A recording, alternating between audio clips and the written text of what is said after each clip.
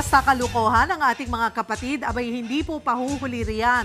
Mapa-prank o mga nakakakamot ulong mga paandar, napakarami natin yan. Kahit nga mga pagiging honest na mga bata ay nakukunan din ng hindi sadya. Ano raw ba ang tawag sa ating mga ama? Sagutin natin yan sa kwento sang minuto. Usong-uso ngayon ang iba pang uri ng prank, tulad ng kailangan mong pigilang mahulog ang unan. Sampol muna! Sampol muna! Ginaw tatlo ha! And 1, 2, 3! Tingnan mo, mulala ka agad, wala pa man! Kaya mo! Kaya mo ba? Ikato ha! And 1, 2, 3, go! Go!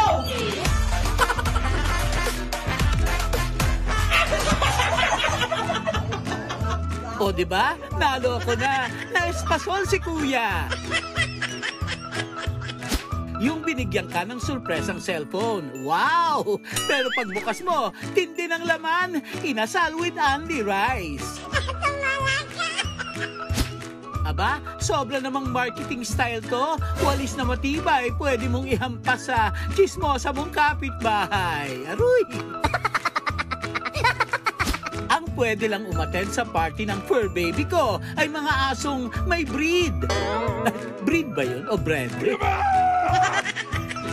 Wow, eto, nabili ko bagong unit.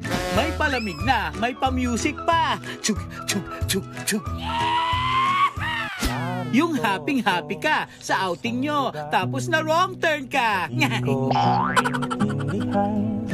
Eto, masarap daw magturo sa mga bata. Di sila marunong magsinungaling. Ang pamilya ay binubuo ng nanay, tatay, ate, kuya, amo. Ang ating mga nanay daw ang ating ilaw ng ano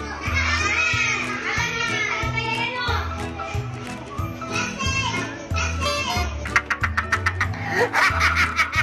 Nagbabalita mula sa Frontline, Mark Logan, News 5.